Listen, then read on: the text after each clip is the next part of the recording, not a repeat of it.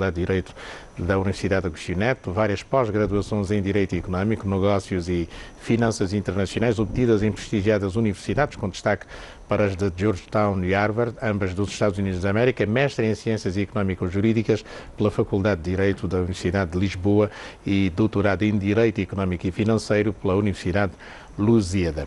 Entre outras funções que desempenha, é membro do Board, Conselho de Administração Estados Unidos da América Africa Business Center, da Câmara de Comércio Americana, um think tank liderado por empresários multinacionais americanas e africanos de renome mundial, entre os quais o bilionário nigeriano Aliko Dangote. Foi representante também da Agência Nacional de Investimento Privado de Angola, nos Estados Unidos da América, tendo depois assumido a direção desta instituição que já foi extinta. Foi membro do Conselho, é membro, aliás, do Conselho de Administração da Anancal, integrou o Conselho Fiscal do Banco Caixa Geral de Tota de Angola.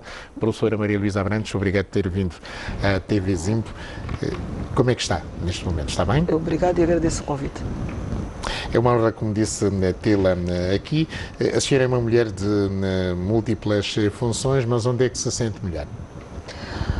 Bom, eu neste momento posso dizer que me sinto bem, digamos assim, na minha especialidade, que é Direito Económico e Finanças Internacionais, embora também tenha a especialidade de Finança Pública.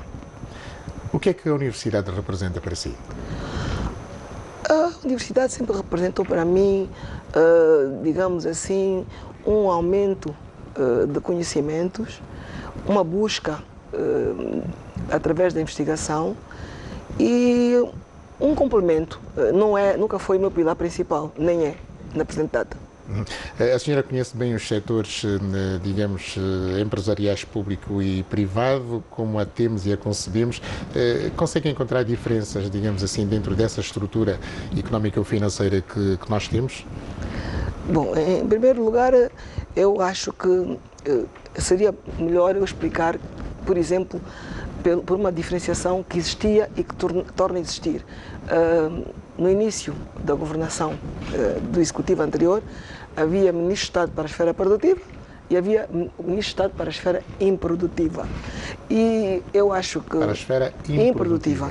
Eu acho que é errado, porquanto todas as atividades são produtivas, mas tratavam-se das áreas sociais e digamos assim, e havia a área, por conseguinte, que estava ligada a uma outra entidade, que era a área, portanto, económica, e em que integrava também a função pública. Mas acredito que um mecanismo torna a ganhar alguma, digamos assim, relevância com a criação de Ministros de Estado para a área social e para a área económica em Angola, mas eu acho, e produtiva obviamente, mas eu creio que há mesmo diferenças e há mesmo uma separação estanque entre a área administrativa e a área produtiva. Por conseguinte, uma é completamente gerida pelo direito administrativo, em caso jurídico, e a outra área em que o Estado intervém, que é mais propriamente liderada pelo direito económico, ou aliás, guiada, mas está a falar de uma ordenada. disfunção que na sua concepção existia na administração anterior do Presidente Eduardo Santos? Não, quer dizer, isto já começou no tempo do Presidente Neto, foi no tempo do Presidente Neto. Mas de qualquer forma há uma separação realmente em termos jurídicos e não só em funcionais, é uma completa separação da própria legislação e do ordenamento jurídico que rege quer a área administrativa, quer a área económica e produtiva. A senhora fez bons negócios enquanto foi representante da ANIP nos Estados Unidos da América? Eu penso que não fiz muito bons negócios, mas fiz alguns bons negócios. Por que é que não fez muitos bons negócios? Porque Angola tinha uma péssima reputação. E uma das razões pelas quais me convidaram para eventualmente ser representante dos Estados Unidos era para tentar lavar um pouco essa imagem de Angola nos Estados Unidos. E conseguiu? Eu penso que sim. Penso que sim, pelo menos porque durante os anos que lá estive, consegui que Angola, que tinha o crédito completamente fechado no Exim Bank e na OPIC, iniciasse, portanto, aliás, iniciasse as relações financeiras com essas duas instituições. Demorou, mas conseguiu. Só que, infelizmente, quando estávamos a começar bem, apareceu o Angola Gate e não houve um mau tratamento deste caso, que na verdade deriva da Sonangol. Mas isto é um outro tema e eu não queria, portanto, desenvolver o tema, porquanto acredito que tem outras perguntas. Sim, mas de qualquer modo, portanto, dizia que foi numa altura em que Angola não era considerado, não tinha boa reputação. Mas afinal, o que é que estava na base desta má reputação de Angola naquela altura? Exatamente o facto da Sonangol não apresentar contas durante anos e anos. Portanto, a Sonangol, assim como o nosso Ministério da Defesa, o orçamento do Ministério da Defesa não era correto. E a Sonangol não apresentava contas e, portanto, não entravam, portanto, os valores que a Sonangol, digamos assim, tinha como receita, não apareciam com transparência no Orçamento Geral do Estado. E também a dívida militar era escondida, por conseguinte, e quando surgiu o problema digamos assim, da venda de armas, que a dado passo se considerou ilegal, uma vez que Angola tinha um conflito e nós estávamos a ser, digamos assim, havia uma intermediação das Nações Unidas, o problema não foi propriamente político. Os americanos, como os países desenvolvidos, eles, portanto, por norma, esses governos tratam, digamos assim, dos aspectos políticos com o objetivo de alcançar resultados económicos. É o que se chama de diplomacia económica. Nunca o objetivo político é para alcançar benefícios políticos, amizade política. E na América, como nos países europeus desenvolvidos, é muito grave não se pagar impostos. E o Sr. Pierre Falcone, que tinha várias nacionalidades,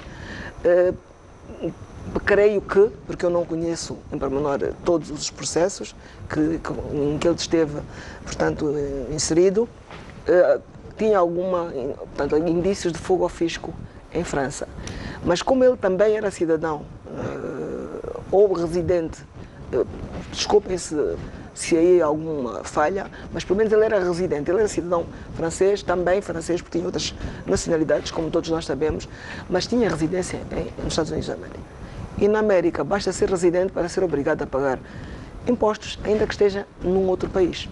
E Angola também, neste caso, nem tem sequer acordos de dupla tributação com os Estados Unidos da América. A doutora está a falar de um período glorioso, também, digamos, em termos de gestão política do antigo Presidente da República. Nunca deu conselhos ao Presidente, ou então ao Presidente, em relação a essas matérias que manchavam a imagem do Estado angolano? Bom, em princípio, eu quando trabalhava quando era representante dos Estados Unidos da América, em primeiro lugar, eu tinha um chefe, portanto, a ANIP era um órgão, de certa forma, autónomo, portanto, tinha autonomia financeira, como a Sonangol e outras instituições, não obstante, tivéssemos dependência da Presidência da República. Mas era um órgão independente, em termos, portanto, administrativos, financeiros e não só. Portanto, logo, eu tinha primeiro que reportar aos meus chefes, de um órgão onde eu tinha sido a chefe também, anteriormente, antes de ir para lá, tinha sido chefe. Mas não acredito que não tenha reportado também ao Presidente da República de então. Aí vamos. Eu tinha sido chefe, pedi a exoneração para estudar, depois pediram para ser representante lá, eu aceitei. E tinha que dar conta ao meu chefe. Nesta base, aos meus chefes, tive 2 chefes enquanto estive lá, 3 aliás. E então, obviamente, primeiro que tudo tinha que dar, reportar a eles. E em segundo lugar, eu mandava uma cópia do reporte à chefe da missão diplomática, ou os chefes da missão diplomática, porquanto eles, fora de Angola, são os representantes. E só depois disso é que eu posso dar conhecimento a outras instituições. E obviamente que, a dado passo, comecei a aconselhar que se desse conhecimento a essas instituições. E a dado passo comecei eu a mandar, portanto, a documentação à minha instituição com cópia, que era o Presidente da República, que era o Ministério do Planeamento, que durante esses anos todos praticamente estava a atual Primeira-Dama, e obviamente que era de conhecimento de todos. Havia 2 problemas. Era problema fundamental, não só dos orçamentos, mas havia um outro problema, relativamente ao ambiente de negócios. Mesmo quando nós melhorávamos alguns requisitos do ambiente de negócios, não era dada, não era enviada oportunamente a informação. Portanto, quando o nosso INE, Instituto Nacional de Estatística, acabasse de analisar e consolidar os dados e de enviar, já tinha ultrapassado o prazo e já tinha saído, digamos, o resultado como sendo do ano anterior. E assim sucessivamente. Eu acho que continuamos a agir dessa forma, por isso subimos nos aspectos, no índice de boa governação e do ambiente de negócio e descemos de outros. Mas fazia algum sentido naquela altura Angola ter um representante da ANIP nos Estados Unidos para captar investimento privado? Eu acho que sim, porquanto há países... E tinha que ser logo a senhora Maria Abrantes? Bom, é assim. Luísa Perdigão Abrantes. Eu, em princípio, não fui para a ANIP posta pelo senhor Presidente, na altura, José Eduardo Santos. Quem a escolheu? Eu fui para a ANIP convidada pelo senhor Engenheiro Henriques da Silva. Já falecido. Porque eu trabalhei no Ministério da Indústria com ele e com o doutor Emanuel Carneiro.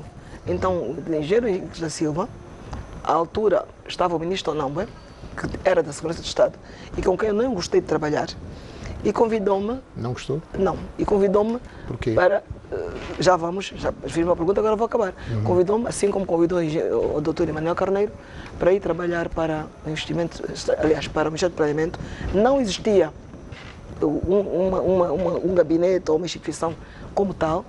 Havia um embrião de um departamento em que estavam a pensar, estudar como fazer investimento estrangeiro. Portanto, quem criou essa instituição com verbas das Nações Unidas, que eu negociei desde o princípio, fui eu. Portanto, e quando exatamente o Presidente José dos Santos se criou o gabinete, ele pediu-me e disse-me, olha, já estão a dizer que tu vais para aí porque vais roubar, não te importas de dar-me, sugerir um nome de alguém que tu conheças bem.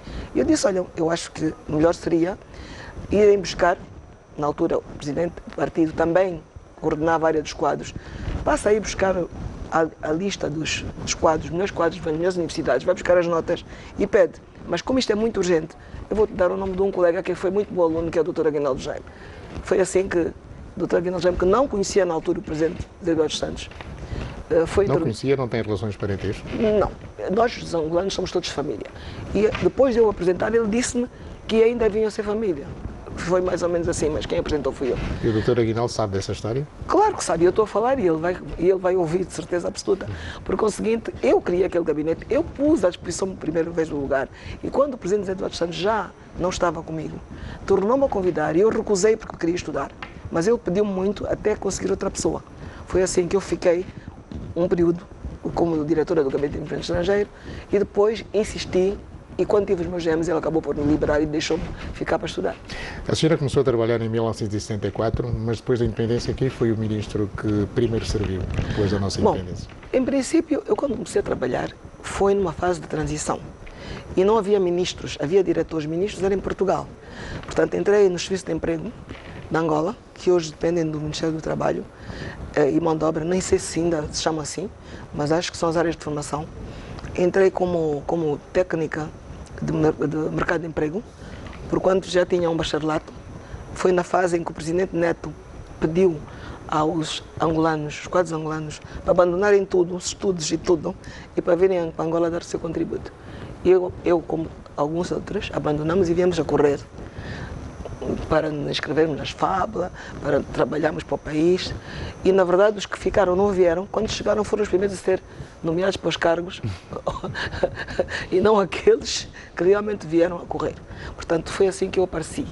Logo fiz concurso, entrei e depois tornei na fase ainda de transição. Também do grupo do Dr. Zé Leitão, da Costa e Silva, Aguinaldo Jaime, Cornélio Calais. Exatamente. João Filipe Martins. Exatamente. Portanto, eu sou desse período. Mas, por exemplo, eu vou dar um exemplo. Dois. Infelizmente já faleceram, mas é real. Quero o Dr. José Vítor de Carvalho, quero o senhor Zezinho de Carvalho. José Vítor de Carvalho, Zezinho de Carvalho, quero na altura o senhor Venâncio de Moura, que nem sequer a oitava classe tinha, mas que inventou vários cursos e nunca teve nenhum. Eles ficaram em Portugal, o senhor Venâncio de Moura trabalhava na TAG, era de terra, então trabalhava. E o Vítor de Carvalho acabou o curso e muito bem. Mas quando chegaram, aliás, nem tinham cá chegado, bastou o Presidente Neto ir para para Portugal, por via de parentesco, porque um era de Cateto, outro era do Norte, e Graxa, etc., já vieram com nomeações. Portanto, quer dizer, isto é assim. E quando eu entrei e depois concorri para o Ministério dos Transportes e Comunicações, na fase de transição, estava aberto um concurso, eu fiquei pouco tempo, cerca de um ano, menos meses, mas foram muito intensos naquela fase no trabalho. Fui para o Ministério dos Transportes e Comunicações, também como técnica administrativa e financeira, e foi nessa fase que o governo português ficou com uma pasta, e foi essa. Portanto, estava Portugal, MPLA, os três movimentos, MPLA, NIT.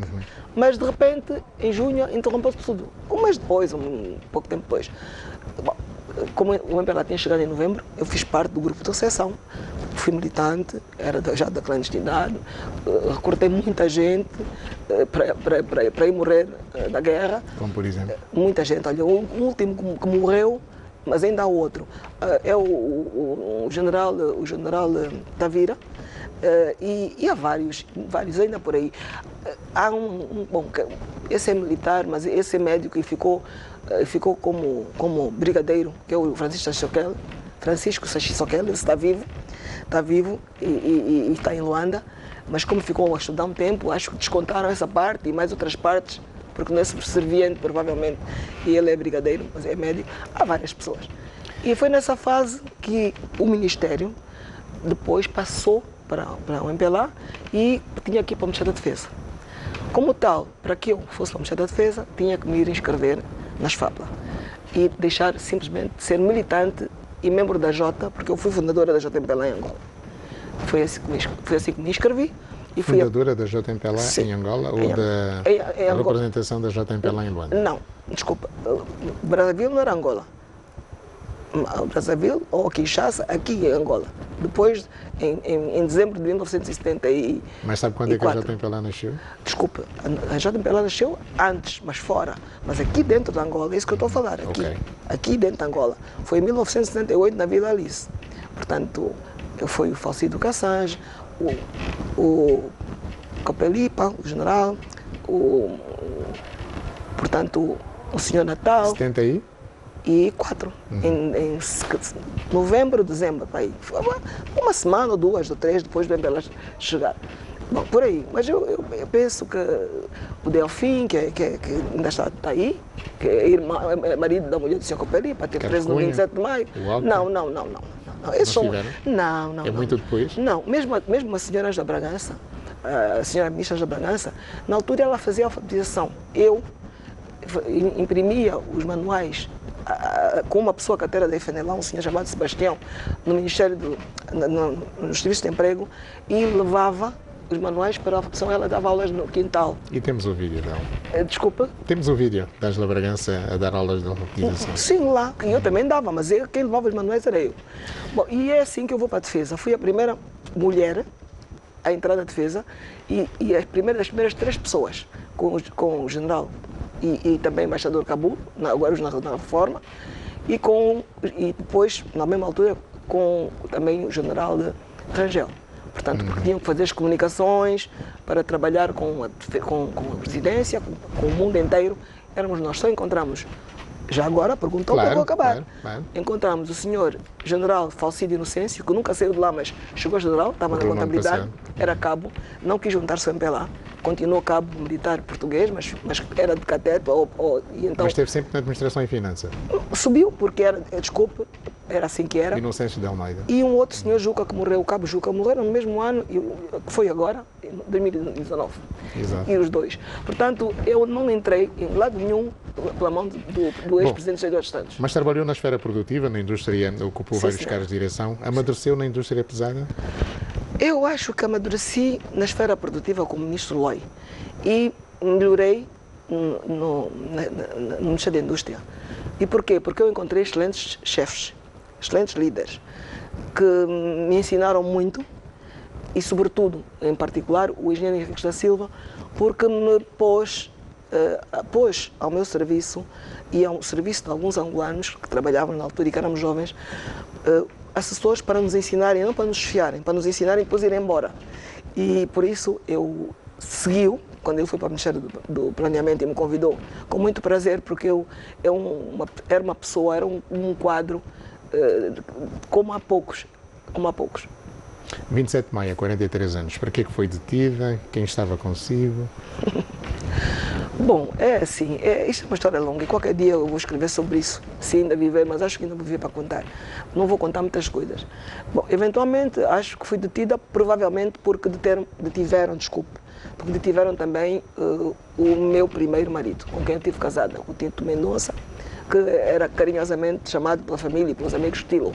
Era médico e, eventualmente, bastava termos uma amizade ou termos alguém, e com o agravante de que eu trabalhei na Terceira Defesa, lidava com muitos militares, eu é que secretariava as reuniões do Presidente Neto e com o Ministro Loi, com os militares do Centro-Sul-Leste, e, por conseguinte, trabalhávamos.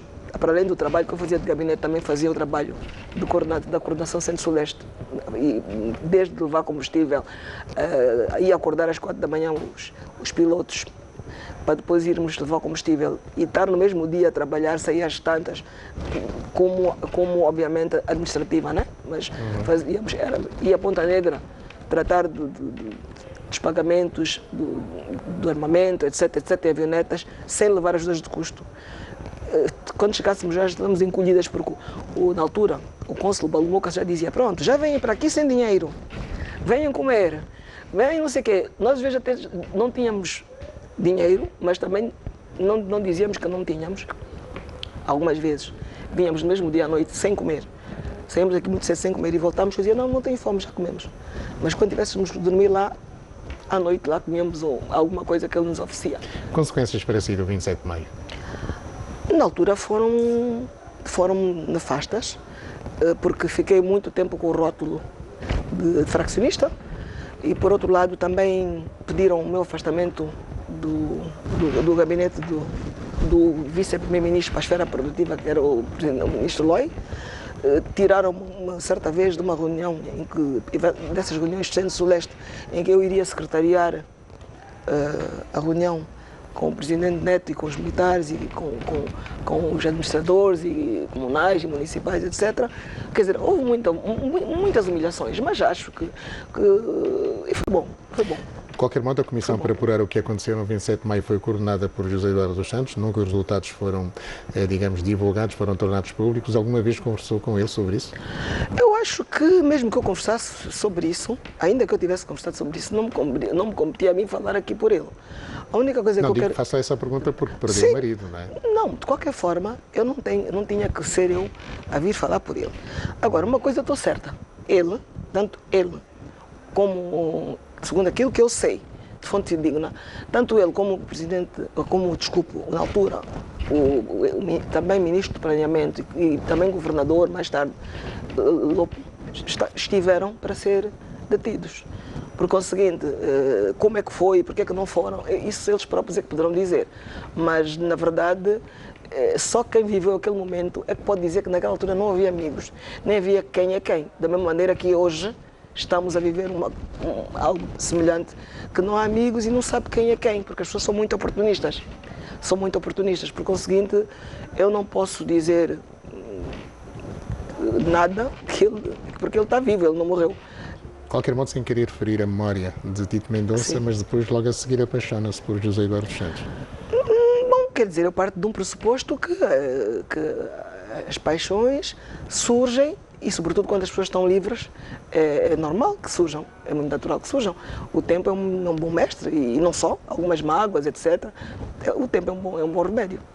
E depois dele a vida mudou para si, em termos de progressão na sua vida profissional? Está a falar depois de quem? Do Tito ou depois de José Eduardo Santos ter tornado Presidente da República? É assim, eu realmente acho que a minha vida sempre foi difícil, mas não foi tão mais difícil que de outras pessoas. Muito recentemente morreu uma senhora que eu tenho extremo respeito. É quando José Eduardo dos Santos assume a presidência de Angola, a senhora é chefe de departamento? Não, eu já tinha sido diretora de gabinete. Tinha sido diretora entre 76 e 79. Baixei de categoria. Baixa de categoria, até baixei. Exatamente. Não, mas eu baixei porque eu quis baixar. Porque eu acho que eu estava numa Mas por que baixou de categoria? Porque eu preferi ir para a indústria. Deixar de ser diretora adjunta de gabinete? Não, porque sim, porque quando começa a haver muito... Porque é assim, em primeiro lugar, o ministro Loi, nunca me disse não fica aqui. Mas ele, por trás de mim, pediu informações minhas e quando as informações vieram positivas, ele deu a entender que ele sempre achou que estava tudo bem comigo. E eu percebi que ele não confiava em mim. Porque depois soube que afinal ele tinha pedido essa informação e nunca me disse. E nós éramos amigos, éramos compadres. E obviamente que eu achei que não sendo pessoa de confiança... Compadres, quem batizou quem? É padrinho da minha filha, da XE. E eu parti de um princípio que a confiança que tínhamos não dava para que ele não me tivesse dito o que é que tinham feito, o que é que não tinham feito e graças a Deus chegaram à conclusão que eu não tinha nada a ver com o assunto, mas muito tarde. E entendi, pedir para sair e por quanto também o ministro Cabulo estava a pedir que eu voltasse, Bento Ribeiro, porque ele também fui trabalhar com o ministro da altura, o ministro Loi, porque eu tenho muito apreço, e é uma fraqueza, todos temos fraquezas. Ele, portanto, também pediu para eu trabalhar com ele em comissão de serviço. E depois não me queria liberar. Só que ali havia já não apenas o pedido do ministro Cabulo, que saiu das comunicações, que deixou de ser da defesa depois, e que depois virou o ministério, e que foi para a indústria, e eu preferi, então, ir para a indústria, e fiz bem porque aprendi muito mais. Que relações é que tem com o atual Presidente da República ou com a sua família? Com a minha família? Mas estamos a falar que tem com a minha família e tem com o Presidente da República ou com a família do Presidente da República? Tanto com a família, quer dizer, a família angolana é muito, muito grande, mas se referir a ele e à esposa, são relações normais. Tanto quando sei e estive a fazer alguma consulta, a relação foi sempre muito boa? Não, nunca foi má. Nunca foi má. E que avaliação é que faz do desempenho do atual Presidente da República? Bom, em primeiro lugar, eu, como cidadã, eu acho que 2 anos é pouco, mas também já é algum tempo. Portanto, o Estado possa impor normas para que sejam seguidas por outras instituições, intervindo um pouco na economia, obviamente. Portanto, já deveriam melhorar um pouco os serviços, já deveriam haver um pouco mais de poupança, menos gastos em excesso, acabar com os concursos públicos, aliás, desculpa, os concursos anárquicos sem serem públicos, tudo e nada é emergência, deixarem de gastar dinheiro em conferências, por exemplo, uma conferência de hotelaria, quando o país está cheio de lixo e de endemias, a pagarem estadias de pessoas, convidados que têm posses para pagar as suas estadias, até as suas instituições, em alguns casos, custearam, mas depois tinham tudo pago já, entre outras conferências e outras coisas mais. Nomeações que não entendo, por exemplo, a Ministra da Educação num país que dá tanto erro, eu não sei se ela é que escreve, se tem alguém no gabinete dela que escreva, mas mesmo que não seja ela a escrever, eu teria realmente, pedi a minha admissão se mais que uma vez algum diretor do gabinete meu. No tempo do antigo Presidente da República não havia nada disso? Não me recordo, quer dizer, tão visível. Claro que havia, porque houve pedreiros que foram ministros, houve homens do carro do lixo. Ministros, como sim, quem, por exemplo? O Cabelo Branco. João Cabelo Branco? Sim, houve o Baneno Puco, que tinha sido condutor do carro do lixo no tempo do Presidente Neto, que foi ministro, todos os enfermeiros que tinham a quarta classe antiga, todos de quarta classe antiga ficaram ministros, embaixadores ficaram tudo. Portanto, isto é verdade, mas eu acho que já não estamos nesse tempo. Eu não estou contra a juventude. A doutora sabe que no tempo da realização do canto que Angola organizou, nenhuma seleção pagou a sua estada em Angola? Mas eu não estou contra. Você pediu-me para avaliar a atual governação. não podia avaliar a anterior. Não apresenta alguns defeitos. Não. E é normal do atual Presidente. Eu perguntava se o legado que o Presidente atual encontrou, se não... Eu peço imensa desculpa. Não, estamos à vontade. Eu peço imensa desculpa.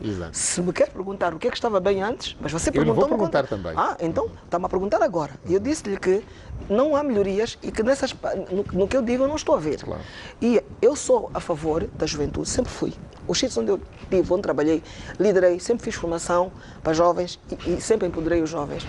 Mas eu acho que nós não podemos ir porque alguém fala melhor que eu aqui, porque eu até nem sou assim tão eloquente, apesar de ser docente, porque eu gosto mais de ser didática, que as pessoas entendam. Gosto de ter uma linguagem terra a terra. Mas eu cortei, a doutora falava de algumas nomeações que não entendia. Não, é isso que eu estou a dizer. Apesar disso, eu acho que não acho correto e não acho bem que as pessoas, só porque falem bem, por exemplo, em debates e na televisão, sejam logo repescadas, por exemplo, para serem ministras e para serem membros do Conselho de Administração e ministros, ou porque são do partido e metem cunhas, ou porque têm amizades com A ou com B. Quer dizer, eu, por exemplo, no tempo do Presidente José Eduardo Santos, seria um escândalo se ele logo no primeiro ano metesse uma filha no Comitê Central ou na lista, porque como aconteceu, por exemplo, com a senhora vice-presidente do partido. Isto seria um escândalo. Portanto, se o presidente pusesse alguém, ou se o vice-presidente do partido, algum deles me fizesse isso, mas agora fez. E não se falou muito no assunto. Não só. Há muito, ainda agora, por exemplo, eu não sei se é verdade, porque também às vezes há distorção de certas notícias que andam para o WhatsApp, mas foi nomeado num dos bancos, portanto, para o Conselho de Administração, acho que é no Banco de Fomento, exatamente porque a Sonangol nomeou a filha do PCA da Sonangol, e etc. Estou ali, eu não sei. Bom, é um exemplo. Isto eu li hoje. Bom, portanto, eu mas penso... Mas a senhora é presidente da mesa da Assembleia Geral de um banco que é titulado pelo seu filho. Não, eu sou, mas eu sou presidente da Assembleia, sou presidente da Assembleia, da mesa da Assembleia. Não tenho as responsabilidades que tem um PCA ou um PCE e, por outro lado, não é do Estado. Mas a prova conta. Não, desculpe. O Banco Nacional de Angola tem, porque uma coisa é ser nomeado, outra coisa é o Banco Nacional de Angola aceitar. Portanto, os cargos são cargos, e há cargos, e há cargos. Portanto, o Presidente da Mesa da Assembleia não é PCE, não é PCA, é preciso não confundir. E o banco onde eu estou não foi com dinheiro nem das finanças, nem da Sonangol, nem da Indiama, nem de parte nenhuma do banco. Foi dinheiro de empréstimos dos sócios. Dos sócios? Dos sócios. E quem são os sócios? Desculpe lá, desculpe lá. Mas o banco nasceu em 2015, doutora Maria. Não, sim, deixou em 2015, aliás, isto é público. O Presidente ainda estava em funções. Claro que estava em funções, mas o Presidente não nos deu dinheiro. Portanto, porque o Banco Nacional de Angola, na altura estava lá o Dr. Massano, eles são obrigados, que é a mesma pessoa, a verem a origem dos fundos. E muito recentemente, houve necessidade de aumento novamente de capital, porque houve a desversão da moeda, e novamente fomos obrigados a passar por essa peneira. Por conseguir, não vamos confundir a Sonangol com um banco privado pequenininho, que tem um capital social pequenininho, com bancos que foram alavancados para a Sonangol. É que nem, não há comparação. E está no mercado? Está bem no mercado? Ele está no mercado. Ele está no mercado. Que faliram e o Banco Nacional de Angola teve que intervir. Eu penso que não vamos falar sobre isso porque o próprio Banco Nacional de Angola já veio a público dizer que quais os bancos estavam mal e que estavam bons. Portanto, se o Banco Nacional de Angola não disse nada relativamente ao prestígio, não, mas o Banco Nacional fez uma advertência, é que outros bancos iriam encerrar. Não, o Banco Nacional de Angola diz que os bancos que não tivessem o capital, que não tivessem os meios próprios na qualidade de vida, e foram aqueles que não tinham sido avaliados antes, porquanto os outros, nomeadamente, já tinham sido avaliados, deveriam, até uma altura de novembro, possivelmente ter que aumentar o capital. Depois alargou o prazo para junho, mas neste caso, não penso, e tenho quase a certeza que o Banco Prestígio não está. Pelo menos até hoje não está. Nem vai estar até hoje e até amanhã não vai estar de certeza neste grupo. Doutora Maria Luísa Abrantes, vamos fazer aqui a nossa primeira pausa nesta conversa que está super interessante. Não sei se está a corresponder à sua expectativa, mas acho que sim. Há ainda muitas outras perguntas de interesse público para nós colocarmos. Então, amigo telespectador, não sai daí. Estamos com Maria Luísa Perdigão Abrantes, é a nossa convidada desta noite aqui no Especial Zimbro. Não sai daí.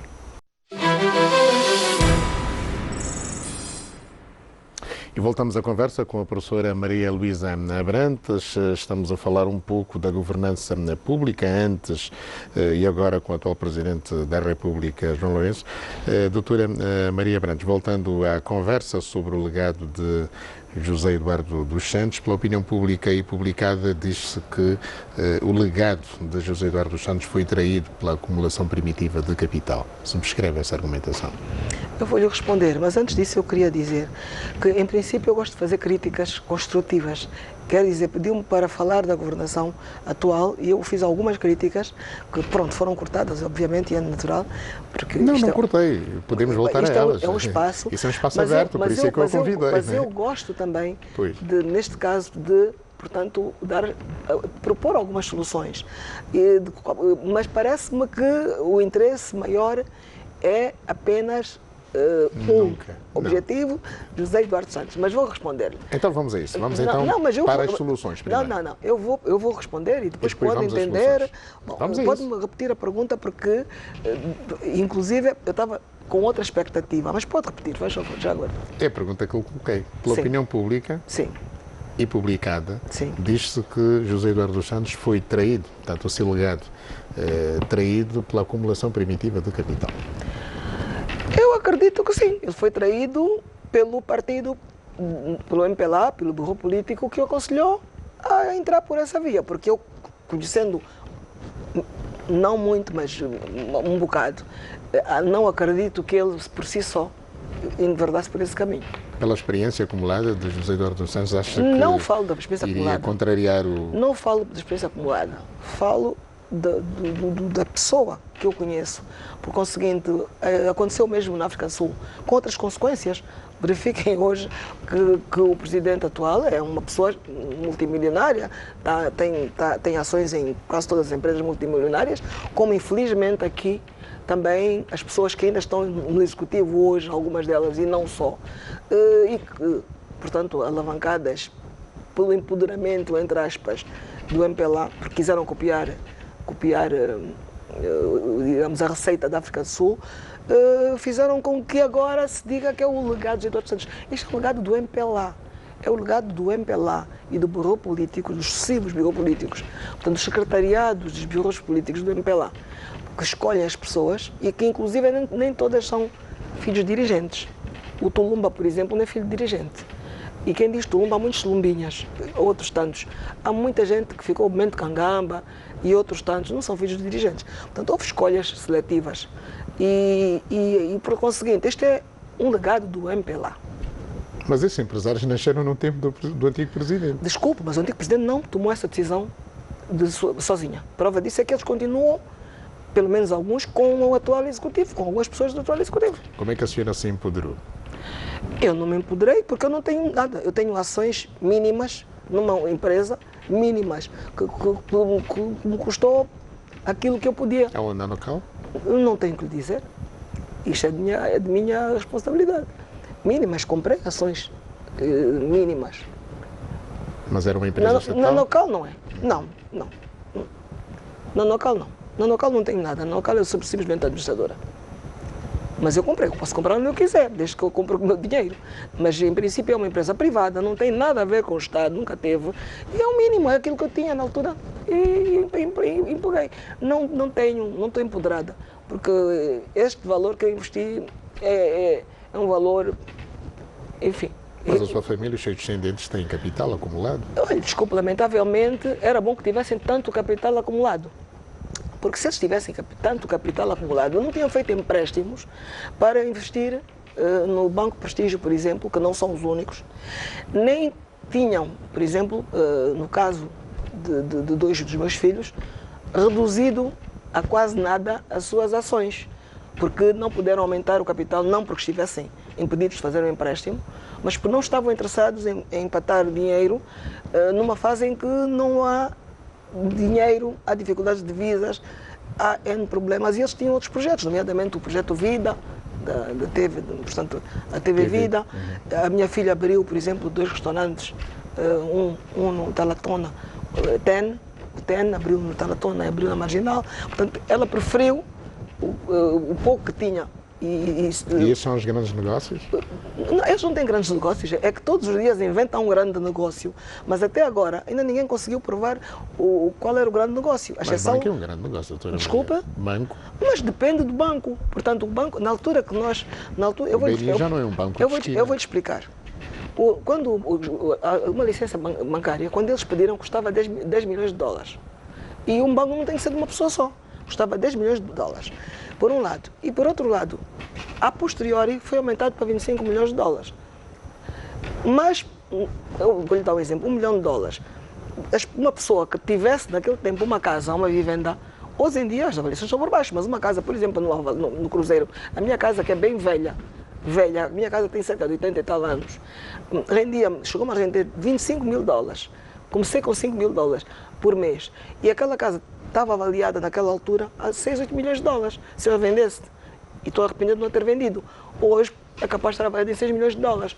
Portanto, um terreno, naquele tempo em que estava em Angola e sobretudo Luanda, estava em efervescência porque havia muito interesse. Daí que eu digo que havia um bom trabalho da ANIP e não só. Mas sobretudo a ANIP fazia um bom trabalho. Mas a ANIP não é tudo. Por conseguinte, ou a ANIP, ou a IPEX hoje, ou o Ministério das Relações Exteriores dos nossos estrangeiros, que se nós não tivermos um conjunto, não houver uma harmonização, digamos, das funções, por exemplo, alinhar assim, no sistema, em plataformas, não é? Nada acontece. Eu vou lhe dar um exemplo. Quando eu estive à frente da ANIP, eu digitalizei os processos. Eu, portanto, com angolanos, com técnicos angolanos, fizemos o trabalho, ligamos à instituição, ao Banco Nacional de Angola, às finanças, portanto, à AGT neste caso, ao banco, obviamente à área que trabalhava connosco na altura, portanto, ao Instituto Nacional de Estatística. Se não estou em erro, foram esses 4 organismos. E o trabalho seguinte era para ligar ao comércio e depois aos outros. O que é que fizeram? Então, logo mudaram o nome, a instituição não acabou. Só mudaram o nome porque havia a necessidade de aumentar, digamos, a parte digamos assim, do comércio exterior. Portanto, havia a necessidade também de adicionar esta parte da promoção do comércio exterior. Arrebentaram com tudo, basta vir uma pessoa nova, pensa que é preciso fazer dinheiro, tem que arranjar já uns consultores privados, nacionais, mas que têm sócios estrangeiros ou estrangeiros. Partiram tudo, desligaram os computadores, deitaram fora tudo, distribuíram as pastas por vários ministérios. Portanto, hoje nem o sistema funciona, as pastas estão espalhadas, mesmo que possam fazer um trabalho novo. Quer dizer, é um exemplo. E não concluíram o trabalho. E pagam outra vez. Sai alguém de um governo de uma província, tira todo mundo que estava a tratar do jardim, do lixo, põe outras pessoas da sua conveniência, do seu interesse, ou ficam com o dinheiro e não pagam, e depois as empresas vão-se embora, porque as empresas têm que viver de alguma coisa, não é? Então, logo, eu acho que o legado é um legado, neste caso, do partido que está no poder, porque quem manda no poder executivo é o partido que ganhou as eleições. Claro. Então, não é o Zé Eduardo Santos sozinho que estava no poder. O MPLA ganhou as eleições. Aliás, eu discordo, mas esta é uma forma de eleição que chamam aqui atípica, mas não é típica porque há noutros países do mundo, em que o presidente está colado à lista digamos assim, dos deputados. E, neste caso em concreto, é o partido. Não vamos cá escamotear e arranjar uns Eduardo Santos para o bode expiatório. Porque eu pergunto, você está a perguntar como é que eu me empoderei? Como é que meus filhos se empoderaram? Vocês podem e devem, aliás, nas minhas contas já entraram, nos dos meus filhos também. Quando eu estive nos Estados Unidos da América, certa vez apareceu-me a Ernest Young, mando do Dr. Feijó, e viram tudo o que tinham que ver, porque é normal, é uma auditoria independente, porque diziam que estavam a fechar as contas da embaixada, etc, etc. E depois, de repente, eu vi-me assim, aparecem-me com um cheque meu pessoal, de uma conta privada. Porque eu pagou isto, como é que pagou? E eu disse, mas como é que vocês tiveram acesso a uma conta? Não, como nós trabalhamos para vários bancos, temos acesso. O que é errado e é incorreto, porque um banco... Acha que já havia Rui Pintos naquela altura? Não havia Rui Pintos, porque há hackers em todo o mundo. E o Rui Pinto é mais um que apareceu. Já havia hackers em todo o mundo. Mas o que eu quero dizer é que a conta Não, eles conseguem, porque trabalham essas... Que é assim, dizem que um auditor externo é independente, mas ele não é independente, porque ele trabalha para todas as instituições financeiras do mundo. Pode não ser a instituição que trabalha, são homens, mas podem cruzar a informação. Podem cruzar a informação. Portanto, eles já entraram na minha conta, já entraram na conta dos meus filhos todos. E a única guerra que travam até hoje falam é no contrato com a televisão, e na TPA, porque eles não têm por onde pagar. Porque pegam aqui, vão procurar, andam a esgravatar, têm estado a esgravatar.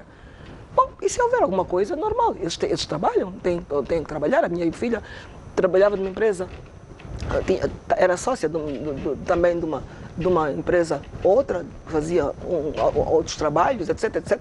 Mas são pequenas coisas, são pequenas empresas. São empresas pequenas e médias. Este banco é um banco pequeno. O Banco Prestígio é um banco pequeno. É um banco de investimento pequeno. Não é nepotismo, digamos, porque o nepotismo não está só, digamos, mas no nepotismo setor público. em que aspecto? A senhora sendo Presidente da Mesa da Assembleia Geral não, mas nepotismo e a porquê? tutela do banco ser do seu filho. Não, eu não é nepotismo, por quanto é assim, eu represento os sócios. Eu represento os sócios. Ponto final. Portanto, os sócios podem escolher quem quiserem para os representar, porque eu não me imiscuo. É um banco que não nasceu com capital público. Não, eu não me imiscuo na atuação, eu não me imiscuo na atuação da empresa, porque aliás, da instituição. Porque é assim, o banco é realmente também uma empresa, mas eu não me imiscuo no trabalho da instituição. Inclusivamente, há pessoas, por exemplo, que até, o que é errado, havia um PCA que era acionista e também era PCE. Não vou dizer quais são os bancos, mas tem casos desses, de bancos privados. Isto é que é errado. Mas o Presidente da Mesa da Assembleia não trata de assuntos dos sócios. Portanto, eu sou uma representante dos acionistas. Eu não me imiscuo nos assuntos correntes. Portanto, é assim, quem faz isso trabalha a Comissão Executiva, é o Presidente da Comissão Executiva e a Comissão Executiva. Eu não sou da Comissão Executiva. Portanto, eu posso, realmente.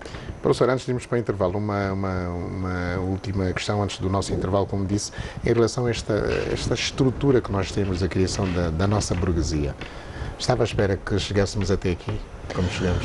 Eu tinha a certeza que nós já estamos até aqui. Aliás, a primeira entrevista pública, porque escrever, já tinha escrito, e digamos, tinha também algumas entrevistas no Jornal Agora, há muitos anos, mas entrevista assim, pronto, na rádio, foi na LAC e já foi pelo menos há 93, aí, entre 93 e 93, foi em 93. 27 anos? Foi há 27 anos. E eu, já nessa altura, falava das mesmíssimas pessoas que estavam, portanto, na cantora, dê-me um exemplo, eu dei do chefe. Mas naquela altura havia já uns subordinados. Naquela altura tinha acabado de ser nomeado recentemente o Sr. Miala. E estavam lá outros, estavam com o Pelipa, já estava lá. E o Dino também estava lá pendurado. Portanto, já naquela altura eu falava do assunto. E já dizia que o Presidente Eduardo estava mal rodeado.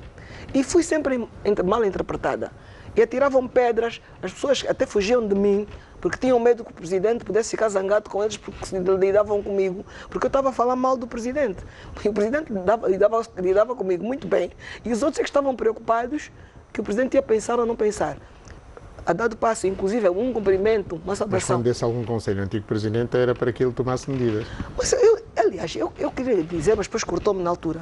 Eu não dei conselhos ao Presidente como tal. Eu dava conselhos ao Presidente por escrito, como funcionária de uma instituição que tinha possibilidades de lhe dar. E, inclusive, quando aparecesse em processo de investimento privado, a pedir incentivos fiscais dessas pessoas, eu alertava, número 1, porque não tinham posto dinheiro aqui nenhum, ok?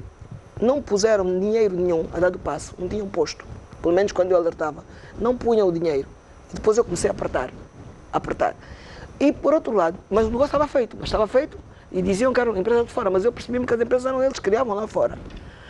Com a deles aqui, eu escrevi, eu falei, eu já disse isso depois de sair dali, porque eu enquanto trabalhei, nunca, quer no sítio público, no local público, nem privado, apareceu uma carta minha, um ofício, algo que tivesse saído da minha secretária, para o Presidente ou para quem quer que fosse. Nunca. Porque eu, nesse aspecto, prezo muito pela deontologia profissional.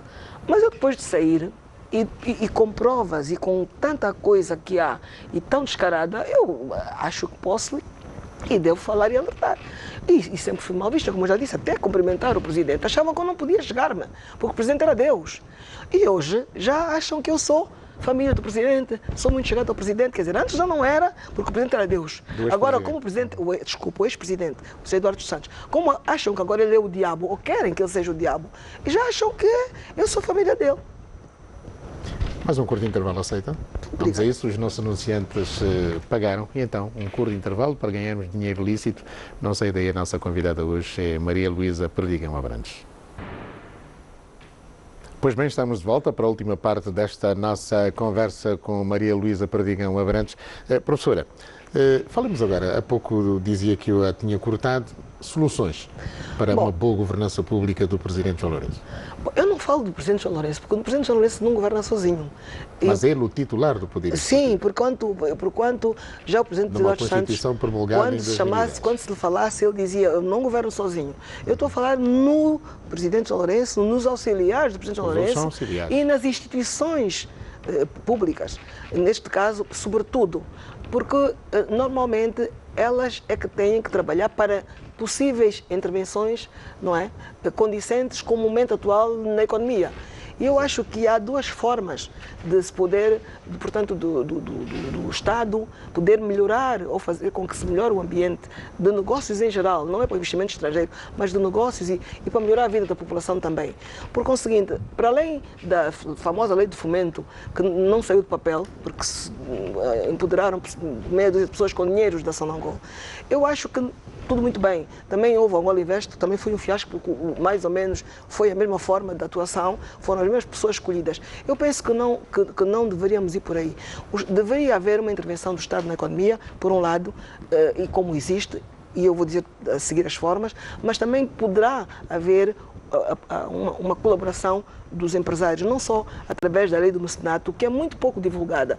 Eu tentei fazer trabalhos quando estava também na ANIP, de explicar a legislação, pedir patrocínios aos investidores privados, explicando-lhes o que era. Eles próprios é que durante os eventos davam cheques para os efeitos de investigação científica e para os escritores, para a cultura em geral, digamos assim. Para além disso, porque as artes, a alma faz parte também do homem e é por aí que se começa. Depois a educação. Falam muito em cortar, em que se deve reduzir as propinas dos colégios privados, mas a qualidade não se compadece, não é, com esses cortes, porque se há uma desvalorização, os colégios privados têm que ter apoio do governo, do Estado, têm que ser subvencionados, como é subvencionada a gasolina, o combustível, durante muito tempo a energia, etc, etc.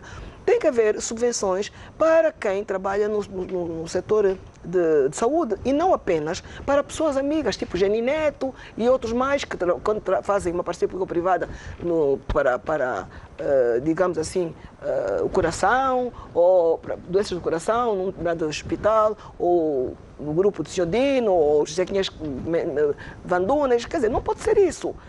Temos que fazer para todos e de saber quem são, apurar como e porquê e quais são as condições e os mecanismos para que essas pessoas beneficiem com muita transparência, tanto no ensino como na saúde, na educação e na saúde. Por outro lado, é preciso que o Estado invista muito bem no Banco de Desenvolvimento Africano, que antes era o Fundo Social de Desenvolvimento, e também nos outros bancos, mas com o fim de fomento agrícola, de fomento à construção. Em vez de dar dinheiro a Rodos, a Imogestim, que no fundo é um conjunto de pessoas privadas do MPLA, que o MPLA escolheu e que estão a enriquecer, porque quem paga é o Estado, as casas são feitas a um preço, depois o grupinho vai e vende as casas 2, 3, 4 vezes mais caras e mete o dinheiro no bolso, dividem. E perguntem quem são, procurem saber quem são os membros da Imogestim. Quem são os sócios? Quem são os sócios? Não vamos falar nisso, vamos acabar o nosso tempo. Desculpa, mas já que acabaram com os projetos em que as Isabel estavam, por que não acabam com a Imogestim? Porque as pessoas que lá estão, algumas delas estão muito bem encostadas. Bom, eu estou a dar um exemplo, mas eu não estou a falar, nós não podemos falar só do que está mal, eu estou a dizer que deve melhorar. Está errado. Vamos melhorar, vamos fazer as coisas como deve ser. Ponha esse dinheiro. Mas esta é a divisa do MPLA. Instituições de fomento, transparentes, que deem acesso a todos. Um bom empresário, um bom empreendedor, não criar empresários que nem têm jeito, alguns deles. Pegar naqueles que já trabalham, que já fazem, que podem ter, se calhar, abortado algum dia porque não tiveram apoio. Mas pegar neles, nos bons projetos, pequenos, médios, grandes, e empoderar esses, dar um valor. Porque, tal como perguntou, como é que conseguiram fazer um banco de prestígio? Muito bem, ele tem um projeto, tem um terreno, tem algum equipamento. Se não tem dívidas, mesmo com amortização, aquilo vale. Então vamos avaliar, vamos empoderar. E quando eu digo isso, falo no setor privado também. Só que o setor privado tem que ter apoio do Estado, tal como o Estado fez no Angola Invest, mas que não seja só um bocadinho de dinheiro para meia dúzia de pessoas. Porque o seguinte, tem que haver transparência, boa governança. E, por outro lado... Não acredita nesta divisa do MPLA? Não acredito. Melhorar o que está bem, corrigir o que está mal. Quem, hipocritamente, apareceu com este slogan foi o Presidente Eduardo Santos. Porque ele pensou que depois de haver a lei da amnistia, em último recurso, aqueles que fossem mais golosos, gananciosos, e que são, e que é uma minoria, mas são, iriam provar... Amnistia que é dos crimes económicos? Não, amnistia, sim, a amnistia que ele fez antes de ter partido. Portanto, partiu de um princípio bom. E quem for muito goloso, quando mais não seja, só vai devolver, porque já não vai para a cadeia. Porque, em princípio, dizia que só acabavam-se os processos, mesmo aqueles que estivessem em curso ou para nascer, mas poderias depois reverter o que fosse para o Estado. Ele até fez isso, mas na verdade foi hipocrisia, porque ele sabe que eles todos estavam muito ricos. Portanto, você deve ter uma casa, se calhar pode não ser sua, mas pode ser que tenha. Muita gente do povo que hoje já tem uma casa. Portanto, eu também tenho direito a ter uma casa. Eu trabalhei para o Estado 41 anos. Eu tenho direito a ter uma casa. Estudei, trabalhei e tive mais que um emprego, porque à noite dava aulas, ainda dou até hoje. Por conseguinte, é lógico e justo, tinha a minha casa alugada, então por que eu não posso fazer negócios? Eu tive uma casa alugada para quê? 20 anos ou assim, então eu não posso. E, portanto, eu acho que o problema é que o Estado tem que intervir na economia para ajudar e não para atrapalhar. Pagarem o que devem, em primeiro lugar, priorizar as dívidas da população, mas dívidas. E deixarmos de populismos, porque todo mundo manda, até o SOBA manda. Isso é desgoverno. Por conseguinte, isto é desgoverno, isto é para a campanha eleitoral. Doutora, de qualquer modo, abriu-me aqui uma frente para colocar uma pergunta, porque temos aqui negócios muito complexos que se misturam entre o público e o privado. Mas há mais uma outra coisa. A Sonangol, por exemplo, a empresa de telecom, etc, a Angola Telecom, podiam também, a semelhança que faz os Estados Unidos da América, com legislação do Estado, empoderar pequenas empresas para fazerem trabalhos para eles. Por exemplo, além de down payment, ele pode muito bem dar um dinheiro, uma parte do dinheiro da matéria-prima ou de algum pequeno equipamento para eles trabalharem. Por exemplo, ao cavar os sítios por onde passam os cabos elétricos, para fazer catering, para fornecer serviços de mecânica, o que for, para a Sonangol, entre outros. Tudo isto é possibilidade de dar trabalho à população, claro, independentemente das obras públicas, né? Onde o Estado vai dar um maior número de Estamos no fim da nossa conversa, é evidente que é sempre um tempo escasso, mas estava-lhe a dizer que há muitos negócios que se confundem entre o público e o privado. Essa questão, digamos que leva a que agora esteja no olho do furacão Isabel dos Santos e também o outro filho do Presidente, varão do Presidente da República, Zeno. Os dois irmãos, filhos do antigo Presidente da República, geriram negócios, digamos, públicos e privados. Hoje temos Zeno dos Santos, digamos, no Banco dos Réus, e temos Isabel dos Santos com todos esses complexos problemas. Nunca aconselhou o Presidente José Eduardo Santos em relação a isso? Eu não, porque em primeiro lugar não tenho que aconselhar, não é a minha função, eu não era auxiliar dele para esse efeito, trabalhava numa outra área. Nunca tocou nesse assunto? Em princípio não, esse assunto eu toco pessoalmente com os próprios interessados. Mas qual é a sua leitura? Porque quer a Isabel dos Santos como filho são adultos suficientes para eu ter uma conversa com eles, sem interferência do pai. Claro. E por conseguinte, obviamente, já conversei com eles sobre isso. São irmãos sobre isso, mas isso é um assunto deles, pessoal, não tem nada a ver com o pai. Mas, por outro lado, a minha leitura, em primeiro lugar, Isabel dos Santos, há muita gritaria, porque a Isabel, eu parto de um princípio que o único erro existente aqui está no engenheiro Manuel Vicente e antes no engenheiro Joaquim David, que com o beneplácito, primeiro do Sr. Miala e depois do Sr. Copelipa, ok? Cumpriram as ordens que saíram do partido, que era para alavancar os negócios das pessoas escolhidas. É aí onde tem que ir buscar. Portanto, não é na Isabel dos Santos, não é porque a Isabel dos Santos transferiu e não desviou. Como dizem que ela desviou. Aliás, isto até é tendencioso. Ela não desviou. Ela transferiu. Por isso, olha, para conta. No dia que foi exonerada. Desculpe, mas se transferiu.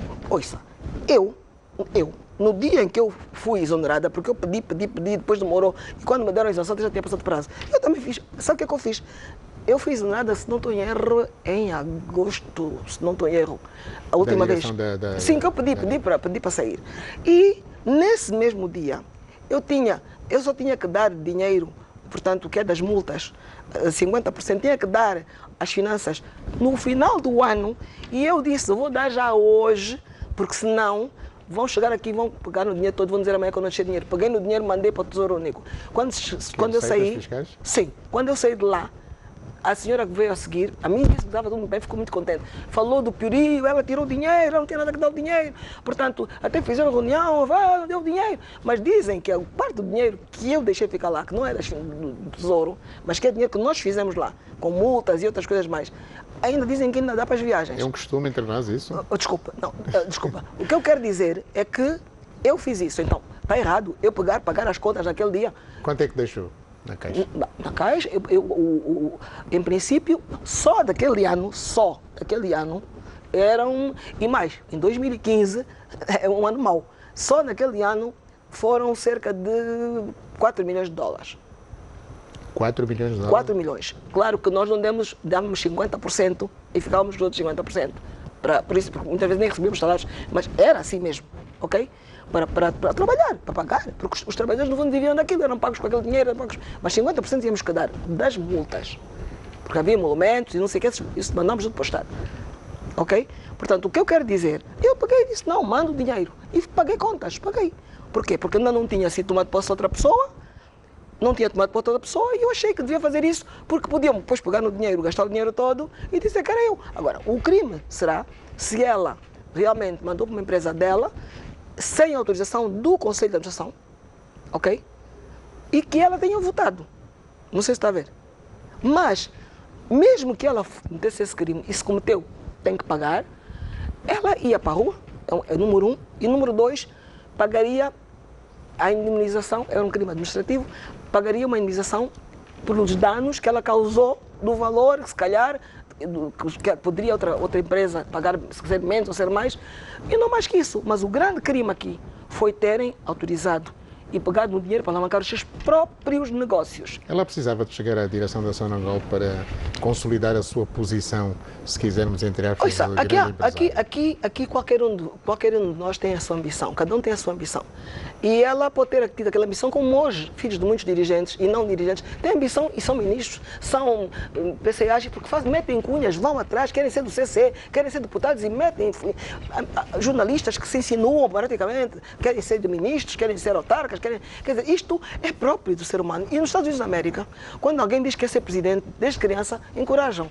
E uma família que tem muitos presidentes, ou alguém que queira, por exemplo, no caso dos Kennedys e dos Bushes, a família é acarinhada.